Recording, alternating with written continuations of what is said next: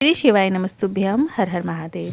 प्रयागराज में चल रही सतुआ बाबा सेवा शिविर की शिव महाप्राण कथा आज 31 जनवरी 2026 में पूर्ण हो चुकी है।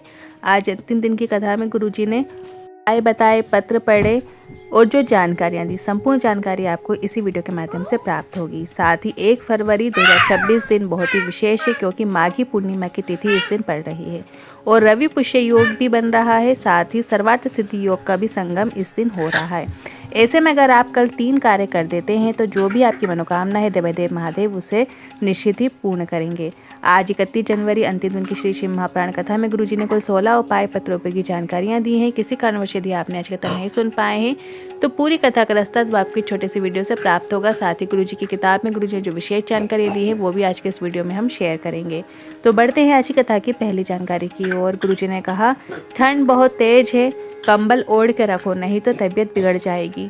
संसार बहुत गलत है, शिव महाप्राण को ओढ़ के रखो, जीवन बिगड़ नहीं पाएगा।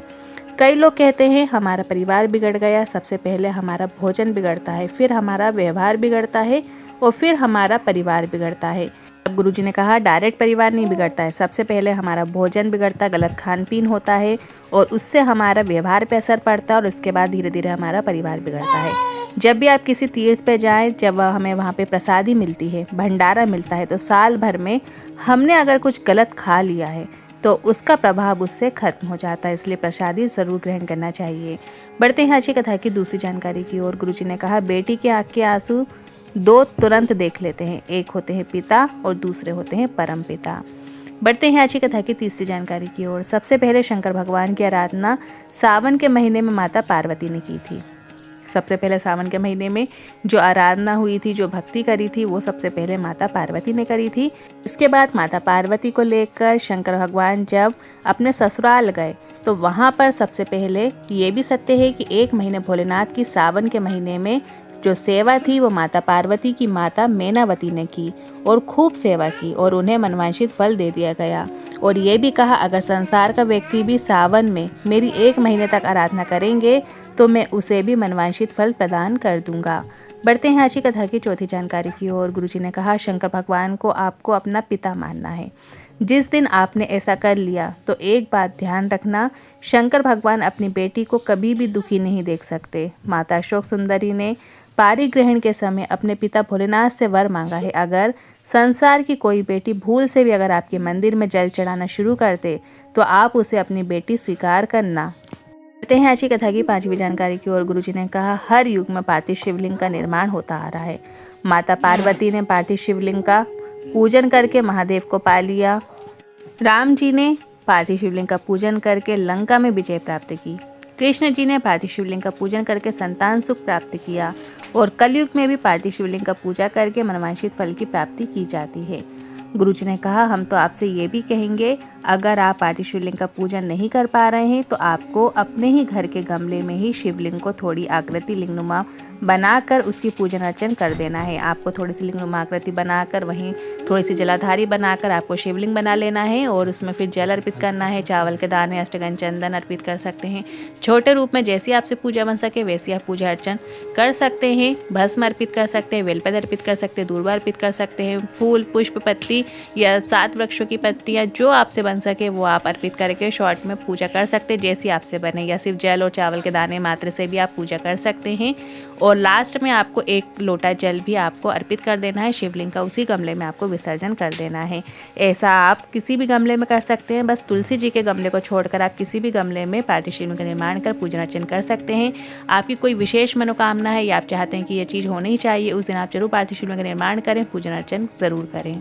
आप रोज़ पार्थिव शिवलिंग का निर्माण नहीं कर सकते हैं तो आप सोमवार के दिन, प्रदोष के दिन, शिवरात्रि के दिन, पूर्णिमा के दिन, अमावस्या के दिन, विशेष तिथियों में आप ज़रूर पार्थिव शिवलिंग का निर्माण अर्चन ज़रूर करें। बढ़ते हैं आज की कथा की 6वीं जानकारी की ओर। एक पत्र आया जिसमें लिखा था, मेरा बेटा 2019 से नौकरी की तैयारी कर रहा था। रास्ते में उसे कहीं पास में शिवलिंग दिखा। वहाँ पर मैंने अपने बेटे से कहा कि यहाँ पे थोड़ी सी पूजन अर्चन कर लेते हैं, पर बेटे ने कहा बेलपत्र भी नहीं है। मैंने कहा एकांतेश्वर महादेव को पत्ती भी चढ़ाओगे तो भी वो प्रसन्न हो जाते हैं। बेटे ने पास के ही वृक्ष की पत्ती तोड़कर शिवलिंग पे अर्पित कर दी और बेटे की नौकरी लग गई है, उसी का आभार व्यक्त करने आए हैं। बढ़ते हैं आज की कथा की 7वीं जानकारी की ओर। रवि जी पत्र लेकर आए, लिखते हैं, किसी की फाइल मोटी होती है आप कहते हो, पर बाबा देता ज़रूर है। मेरे 2 बेटे हैं, मैंने बेटे को अधिक मेहनत करने को कहा। बेटे ने मेहनत करना शुरू किया और बेटे की नौकरी लग गई है, उसी का आभार व्यक्त करने आए हैं। बढ़ते हैं आज की कथा की 8वीं जानकारी की ओर। ओम जी पत्र लेकर आए, लिखते हैं, मेरे घर की आर्थिक स्थिति खराब थी, मुझे नौकरी की तलाश थी, पर मुझे सफलता नहीं मिलती थी। मेरी माँ आपकी कथा सुनती हैं और मुझे शिवलिंग पर बेलपत्र और जल अर्पित करने को कहा। मैंने ऐसा ही किया और अधिक मेहनत करना भी शुरू की और मेरी पुलिस में नौकरी लग गई है, उसी का आभार व्यक्त करने आए हैं। बढ़ते हैं आज की कथा की 9वीं जानकारी की ओर। गुरुजी ने कहा, एकांतेश्वर महादेव पे चढ़ाया गया 1 लोटा जल, 1 बेलपत्र, 1 वृक्ष की पत्ती भी, 1 बूंद यदि दूध भी यदि आप एकांतेश्वर महादेव पे चढ़ा देते हैं तो आपको फल जरूर प्रदान करता है, वो खाली जा ही नहीं सकता। एकांतेश्वर महादेव वो महादेव होते हैं जो एकांत में बैठे होते हैं। जैसे कि आप देखते हैं रास्ते में निकल रहे होते हैं, कहीं बीच रास्ते में आपको कहीं शिव जी का ओटला मिल जाता है, वहाँ पे कोई भी नहीं जाता है, धूल चढ़ी रहती है, पत्तियाँ बिखरी हुई रहती हैं, तो आप चाहो तो एकांतेश्वर महादेव जब आपको रास्ते में कहीं जा रहे हैं, थोड़ी देर गाड़ी रोक कर आप रुक जाएँ, वहाँ पे जो शिवलिंग के ऊपर पत्तियाँ सूखी पड़ी होती हैं या आसपास का जो एरिया होता है उसे साफ़ करें। साफ करने के बाद जो भी वृक्ष उसके नज़दीक में लगा हो वहाँ की पत्तियाँ ही तोड़ के यदि आप श्री शिवाय नमस्तुभ्यं बोलते हुए अर्पित कर देते हैं तो देवादेव महादेव एकांतेश्वर महादेव की कृपा आप पर निश्चित ही होती है। बढ़ते हैं आज की कथा की 10वीं जानकारी की ओर। गुरुजी ने कहा, अगर बीमारी ठीक ही नहीं हो रही है, डॉक्टर ने बड़ी बीमारी बता दी है या बहुत दिनों से बीमार चल रहे हैं, किसी भी प्रकार की समस्या होने पर सरसों का फूल जो कि पीले कलर का होता है वो फूल आपको लेना है। अब किसी नदी, तालाब, बावड़ी या किसी तट पर जो शिवलिंग होता है, नदी के पास में आपने देखे होंगे शिवलिंग जो विराजमान होते हैं, वहाँ पर आपको ये उपाय करना है। या फिर एकांत में कोई यदि शिवलिंग है तो आपको उस सरसों के फूल को आपको शिवलिंग के ऊपर अर्पित करना है और उसी नदी या तालाब या बावड़ी का जल अपने ऊपर 7 बार आपको छिड़क लेना है। डॉक्टर की दवाई के साथ साथ अगर आपने ये उपाय कर लिया तो 5 से 7 बार यदि आपने ये उपाय कर लिया तो आपको लाभ ज़रूर देखने को मिलेगा, ये निश्चित है। अब आप ध्यान रखें, आपके क्षेत्र में जो भी नदी तालाब हो उसके पास में हर जगह आप देखेंगे कि शिवलिंग ज़रूर होता है, तो आप वहीं पर ही आपको सरसों का जो पीले कलर का पुष्प होता है वही आपको अपनी बीमारी का भान करते हुए श्री शिवाय नमस्तुभ्यं बोलते हुए सरसों का पुष्प अर्पित करें और उसी नदी तालाब या बावड़ी का जल को अपने ऊपर आपको 7 बार छिड़क लेना है। इस तरीके से आपको इस विशेष उपाय को करना है। किसी भी दिन आप इस उपाय को कर सकते हैं, आप चाहो तो कल 1 फरवरी माघ पूर्णिमा के अवसर पर इस उपाय को कर सकते हैं। बढ़ते हैं आज की कथा की 11वीं जानकारी की ओर। सुमन जी पत्र लेकर आई, लिखती हैं, मेरे पति को 4th स्टेज का कैंसर हो गया। डॉक्टर ने कहा ऑपरेशन भी नहीं कर सकते, उन्हें घर ले जाओ, शरीर नहीं झेल पाएगा इतना ऑपरेशन। मेरी बहू ने कहा शिवलिंग पर जल चढ़ाकर उसका आचमन कराया जाए और सरसों के पुष्प का उपाय किया जाए, रोग मुक्ति प्राप्त होती है। आज मेरे पति ठीक हो गए हैं और मेरी बहू को भी संतान सुख नहीं था तो शिव भक्ति से उसे भी लाभ हुआ है, उसी का आभार व्यक्त करने आए हैं। बढ़ते हैं आज की कथा की 12वीं जानकारी की ओर। गुरुजी ने कहा परिवार को कैसे लेकर चलते हैं, यह शिव महाप्राण कथा कहती है। छोटी सी बात में तलाक में पहुंच गए, थोड़ा सा दुख हुआ, थोड़ा सा कष्ट हुआ तो उसे समझो और उसे काटने की कोशिश करो और अच्छे विचार उत्पन्न कीजिए। टेंशन अपने दिमाग में मत लो। छोड़ देने से क्या टेंशन खत्म हो जाती है? नहीं। बात न करने से क्या टेंशन खत्म हो जाएगी? नहीं। ना देखने से क्या क्या टेंशन खत्म हो जाएगी? शिव महाप्राण की कथा कहती है खूब लड़ लो, खूब झगड़ लो, पर बात करना बंद नहीं करना है। बात करना कभी बंद नहीं होना चाहिए, शिव महाप्राण की कथा कहती है। क्योंकि अगर बात चलती रहती है तो प्रेम उत्पन्न कर ही देती है और जहाँ बात नहीं हो रही वहाँ कभी भी प्रेम उत्पन्न नहीं होगा और दूरियाँ और तो और बढ़ती चली जाएंगी। बढ़ते हैं आज की कथा की 13वीं जानकारी की ओर। राधे श्याम प्रेम शिला जी पत्र लेकर आए, लिखते हैं हमारी बच्ची 11 साल की थी, उसकी बीमारी ठीक नहीं हो रही थी, सारे डॉक्टर को इलाज कराया पर कोई लाभ नहीं हो रहा था, ठीक ही नहीं हो रही थी, बीमारी बढ़ती चली जा रही थी। मेरी बहन ने आपकी कथा के बारे में बताया, मैंने आपकी कथा सुनना शुरू किया, ने जो उपाय बताए उनमें से हमने ये उपाय करके देखे और हमें लाभ देखने को मिला, जिसमें से हमने सीहोर से रुद्राक्ष लेकर हमने बेटी को जो शिवलिंग पर हम रुद्राक्ष का जल चढ़ाते हो वही रुद्राक्ष का जल हम अपनी बच्ची को हमने पिलाना शुरू किया। साथ ही हमने गाय के बछड़े के मुख में जो फेन आता है वाला उपाय भी किया और पूर्णिमा के दिन वाला उपाय किया। बच्ची आज पूरी तरीके से ठीक हो गई है, उसी का आभार व्यक्त करने आए हैं। बढ़ते हैं आज की कथा की 14वीं जानकारी की ओर। पूजा गुप्ता जी पत्र लेकर आए, लिखती हैं मेरे बेटे को ऐसी बीमारी हुई कि वो सांस नहीं ले पाता था, ना कहीं खा पाता था ना पी पाता था। डॉक्टर ने गले में समस्या बताई और ऑपरेशन की बोल दिया।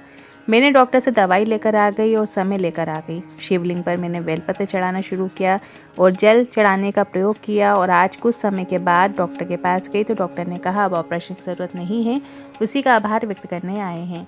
बढ़ते हैं आज की कथा की 15वीं जानकारी की ओर। 1 फरवरी का दिन बहुत ही विशेष है क्योंकि माघी पूर्णिमा की विशेष दिन है। माघी पूर्णिमा की तिथि है और 62 वर्षों के बाद महासंयोग इस दिन बन रहा है।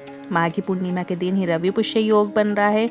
सर्वार्थ सिद्धि योग का भी महासंगम इस दिन हो रहा है, जो शायद ही आपको इस जीवन में देखने को मिले। तो इस दिन आपको 3 कार्य ज़रूर करना है क्योंकि ऐसा अवसर पर किए गए जो उपाय होते हैं उसका फल अवश्य मिलता है। और जो भी आप पूजा पाठ करते हैं, जो भी आप सत्कर्म करते हैं, धार्मिक अनुष्ठान करते हैं, उनका जो पुण्य फल होता है वो आपको अधिकता में प्राप्त होता है। तो इस दिन आपको क्या करना है, सुबह नहाने के पानी में काली तिल और गंगा जल ज़रूर मिलाएं। जब आप माघी पूर्णिमा के दिन स्नान करें तो थोड़ा सा गंगा जल मिला लें और काली तिल उसमें ज़रूर डालें और फिर उस जल से आपको स्नान करना है। या आपके जो क्षेत्र है वहाँ पे जो नदी होती है, पवित्र नदियाँ होती है, वहाँ पर स्नान की विशेष महत्ता बताई गई है। ऐसा करने से आपको पिछले जो कर्म होते हैं, हमारे गलत कर्म होते हैं और पितृदोष होते हैं, उनसे हमें मुक्ति मिलती है। दूसरा, रवि पुष्य योग है तो आपको इस दिन मंदिर में गुड़ का दान ज़रूर करना है। ऐसा करने से आपको सूर्य जो होता है वो मजबूत होता है, प्रबल होता है और सूर्य को ज़रूर अर्घ दें इस दिन। सूरज को जब आप अर्घ देंगे तो आपको तांबे के कलश में जल भर लेना, उसमें थोड़ी सी काली तिल डाल लेना है, रोली और चावल डालकर फिर सूर्य नारायण भगवान को आपको अर्घ देना है। अर्घ जब आप दें तो सूर्य को जब आप अर्घ दें तो लोटे का जो जल नीचे की ओर गिरता है उस जल की धार से आपको सूर्य नारायण भगवान के दर्शन करना है। इस तरीके से आपको अर्घ देना है। साथ ही माघी पूर्णिमा में किए जाने वाले गुरुजी के बताए कुछ विशेष उपाय हैं जो कि इस प्रकार हैं। माघी पूर्णिमा के दिन आपको क्या करना है, जब आप भोलेनाथ के मंदिर जाएं, 1 लोटा जल चढ़ाने जाएं, तब आपको 1 चावल का दाना और 1 बेलपत्र का ये प्रयोग करना है। मनोकामना पूर्ति उपाय है। तो आपको क्या करना है, 1 चावल का दाना सबसे पहले आपको भोलेनाथ की शिवलिंग पे अर्पित करना है। फिर आपको 1 बेलपत्र अर्पित करना है। बेलपत्र का जो डंठल है, पीछे का भाग है, उसे तोड़कर फिर बेलपत्र अर्पित कीजिएगा और बेलपत्र की जो डंडी का मुख है वो जलाधारी की ओर करते हुए अर्पित करें। या आप जहाँ से भी बैठ के अर्पित कर रहे हैं तो आपकी ओर से ठीक विपरीत दिशा में डंडी का मुख होना चाहिए, मतलब आपके साइड पत्ती का मुख आपको रखना है। इस तरीके से आपको बेलपत्र अर्पित करना है। फिर 1 कलश जल लेना है और 1 कलश जल को आपको शिवलिंग के ऊपर अर्पित करना है, चंद्रमौली महादेव का नाम लेते हुए और अपने मन की कामना करते हुए आपको 1 कलश जल शिवलिंग के ऊपर अर्पित कर देना है। ध्यान रखिएगा, इस उपाय में आपको चंद्रमौली महादेव के नाम का स्मरण करना है। मनोकामना पूर्ति के लिए विशेष उपाय किया जाता है। पूर्णिमा के दिन इस उपाय को किया जाता है। एक और विशेष उपाय है जो कि गुरुजी ने पिछली कई कथाओं में बताया है कि शरीर में यदि कोई बड़ी बीमारी हो जाती है या भारी से भारी कोई रोग हो जाता है तो पूर्णिमा के दिन आपको इस नए उपाय को करना है। जब चंद्र प्रकट हो जाए, मतलब जब चंद्रमा निकल जाए, तब आपको ये उपाय करना है। मतलब रात्रि चंद्रमा की रोशनी जब आपको दिखाई देने लगी तब आप ये उपाय कर सकते हैं। शिवालय में जाके आपको ये उपाय करना है। डॉक्टर को भी दिखाएं, डॉक्टर के साथ साथ आपको ये उपाय करना है। आपको 7 बेलपत्र लेना है इस उपाय को करने के लिए। 7 बेलपत्र लीजिएगा, शिवलिंग पर अर्पित करना है। बेलपत्र की डंडियों की दिशा अलग अलग दिशा में होनी चाहिए। मतलब जब आप शिवलिंग पे आप बेलपत्र अर्पित करें तो एक आपके सामने साइड में आप डंडी का मुख रखें, एक थोड़े विपरीत साइड में रखें। ऐसे करके चारों ओर आपको ऐसे पुष्प टाइप आपको बेलपत्र, 7 बेलपत्र आपको अलग अलग दिशा में अर्पित कर देना है। सभी बेलपत्र शिवलिंग के ऊपर ही अर्पित करना है। सभी बेलपत्र एक ही स्थान पर अर्पित करना है, मतलब शिवलिंग के ऊपर ही अर्पित करें। बस उनकी जो डंडी की दिशाएं हैं वो आपको अलग अलग आपको कर देना है। सभी बेलपत्र आपको शिवलिंग के ऊपर ही अर्पित करना है, एक ही स्थान पर अर्पित करना है। इसके बाद थोड़ा सा हाथ की उंगली में आपको दूध लगा लेना, गाय का कच्चा दूध ले लेना है। थोड़ी हाथ की उंगली में लगाते हुए आपको शिवलिंग के ऊपर समर्पित कर देना, या आप एक पिंदी के रूप में भी लगा सकते हैं। और इसके बाद थोड़ा सा जल आपको अर्पित कर देना है। बस आपको इतना ही करना है। इसके बाद 7 बेलपत्र को उठाकर अपने घर ले आना है। जो आपने अर्पित की थी वो 7 बेलपत्र को शिव जी से निवेदन करते हुए औषधि रूप में प्राप्त करके अपने घर ले आना है। और अगले दिन सुबह के समय 1 बेलपत्र रोज आपको 7 दिन तक खाना है। 7 बेलपत्र है तो रोज सुबह के समय आपको उस बेलपत्र का आचमन करना है। लाभ जरूर देखने को मिलेगा। जो भी भारी से भारी रोग है वो देवादेव महादेव की कृपा से वो दूर जरूर होगा। साथ साथ खूब नाम जाप करें, खूब शिव नाम लीजिए। शिव शिव शिव शिव दिन रात, सुबह शाम दोपहर, जब आपको समय रहे तब आप रटते रहिए, जपते रहिए। एक बार और शॉर्ट में सुन लीजिए। उपाय करते समय आपको चंद्रमौलेश्वर महादेव का नाम लेना है। चंद्रमौलेश्वर महादेव के नाम से आपको 7 बेलपत्र शिवलिंग के ऊपर अर्पित करनी है। अलग अलग दिशाओं में आपको डंडी कर देनी है। इस तरीके से उल्टी बेलपत्र शिवलिंग के ऊपर जैसे हम अर्पित करते हैं वैसे ही करनी है। और इसके बाद जो दूध की बिंदी आप लगाएंगे तब भी आपको चंद्रमौलेश्वर महादेव का नाम लेना है। फिर थोड़ा सा जल का छिड़काव करेंगे या जल अर्पित करेंगे तब भी आपको चंद्रमौलेश्वर महादेव का नाम लेना है। इस तरीके से ये उपाय करना है। और जब आप बेलपत्र भी निवेदन रूप में उठाएंगे तब भी आपको चंद्रमौलेश्वर महादेव के नाम से ही उस बेलपत्र 7 बेलपत्र को आपको उठाकर घर ले आना है। और जब आप आचमन करेंगे हर दिन प्रत्येक दिन आपको चंद्रमौलेश्वर महादेव का नाम लेते हुए, कुंदकेश्वर महादेव का नाम लेते हुए उस बेलपत्र का सुबह के समय खाली पेट आपको आचमन करना है। बेलपत्र खाने में आपको क्षारीय लगती है तो आपको फिर सुखा लेना है। और सुखाने के बाद गोली रूप में आप बना सकते हैं और गोली रूप में जल से उस बेलपत्र को ग्रहण कर सकते हैं। या आप बेलपत्र को पीस कर फिर आप उसको गोली टाइप बनाकर और फिर आपको पानी से पी जाना है। इस तरीके से भी आप बेलपत्र का आचमन कर सकते हैं। या फिर छोटी छोटी बेलपत्र हैं तो आप सबसे पहले लेफ्ट साइड वाली पत्ती का आचमन करें, फिर राइट साइड वाली पत्ती का आचमन करें, फिर लास्ट में बीच वाली पत्ती का आचमन करें। इस तरीके से भी आप आचमन कर सकते हैं। पूर्णिमा के दिन किया जाने वाला एक और विशेष उपाय है जो कि गुरुजी के माध्यम से बताया गया है, क्योंकि चंद्रमौलेश्वर महादेव का इस दिन स्मरण किया जाता है पूर्णिमा के दिन। तो माघी पूर्णिमा के दिन लक्ष्मी प्राप्ति के लिए भी गुरुजी का बताया एक विशेष उपाय है। ये उपाय भी शाम के समय किया जाता है। आपको शिवलिंग के ऊपर एक चावल का दाना अर्पित करना है, फिर एक बेलपत्र अर्पित करना है और लास्ट में आपको एक सफ़ेद पुष्प, कोई भी सफ़ेद पुष्प आपको चंद्रमौलेश्वर महादेव का नाम लेते हुए शिवलिंग पे अर्पित कर देना है। इस तरीके से इस उपाय को किया जाता है। और थोड़ा सा जल आपको अर्पित कर देना है। चंद्रमौलेश्वर महादेव का नाम लेते हुए ही किया जाता है। पूर्ण लक्ष्मी, स्थायी लक्ष्मी हमारे घर में वास करती है। इस दिन सफ़ेद पुष्प का विशेष महत्व होता है। सफ़ेद पुष्प शिवलिंग के ऊपर अर्पित किया जाता है। इस दिन सफ़ेद पुष्पों से शिवलिंग का श्रृंगार भी किया जाता है। आप चाहो तो शिवलिंग का श्रृंगार सफ़ेद पुष्पों से करें। श्रृंगार आप कैसे करेंगे, जैसे जो जलाधारी होती है, पूरी जो गोल जलाधारी होती है वहाँ पे पूरे पुष्पों से आप सजा देना है। ऊपर शिवलिंग के ऊपर अर्पित कर देना। इस तरीके से आपको सफ़ेद पुष्पों से शिवलिंग का श्रृंगार करना होता है। साथ ही जो शिवलिंग पर त्रिपुंड लगाया जाता है तो इस दिन आप सफ़ेद चंदन से शिवलिंग पे त्रिपुंड बना सकते हैं। इससे शिव जी का श्रृंगार और ज़्यादा निखरता है। और एक चंद्रमा की आकृति आप बना सकते हैं शिवलिंग पे। जैसे हम त्रिपुंड बनाते हैं वैसे ही आपको त्रिपुंड के ऊपर एक चंद्रमा की, जो बारीक चंद्रमा जैसे आपने देखा होगा कि शिव जी धारण करते हैं अपने ऊपर चंद्रमा, इसी तरीके से आप वही सफ़ेद चंदन से चंद्रमा की आकृति भी शिवलिंग के श्रृंगार में आप बना सकते हैं। बहुत ही सुंदर लगता है। और सफ़ेद चावल और पुष्प अर्पित कीजिएगा। इस तरीके से भी आप इस दिन को आप विशेष बना सकते हैं। जो लोग माघी पूर्णिमा का व्रत करते हैं तो उन्हें पता ही है कि शाम के समय, रात्रि के समय जब चंद्रमा उदय हो जाते हैं तब उन्हें अर्घ देना होता है। तो अर्घ देने के लिए भी आप सफ़ेद चीज़ का इस्तेमाल करते हैं। जैसे हम स्टील का लोटा लेते हैं इस दिन अर्घ देने के लिए चंद्रमा को। जब भी हम अर्घ देते हैं तो तांबे के लोटे में नहीं दिया जाता, हमेशा स्टील के लोटे में दिया जाता है। और उसमें थोड़ा सा गाय का कच्चा दूध मिला लिया जाता है। जो भी जल कलश में हम जल भरते हैं उसमें, या फिर गाय का कच्चा दूध नहीं है तो आप सफ़ेद पुष्प डालकर या शक्कर डालकर, थोड़े से चावल के दाने डालकर इस तरीके से अर्घ दिया जाता है चंद्रमा को। उसमें भी सफ़ेद चीज़ों का ही इस्तेमाल किया जाता है। इससे हमारे जो कुंडली में जो चंद्र ग्रह होता है वो मजबूत होता है। स्किन संबंधित जो भी समस्याएं होती हैं पूर्णिमा के दिन, जो गुरुजी के बताए कई उपाय हैं जो कि पूर्णिमा के दिन किए जाते हैं। त्वचा संबंधित बीमारियों के लिए पूर्णिमा का दिन विशेष बताया गया है। अब गुरुजी की किताब में जो गुरुजी के माध्यम से बताए गए कुछ उपाय हैं उनकी एक झलक देख लेते हैं।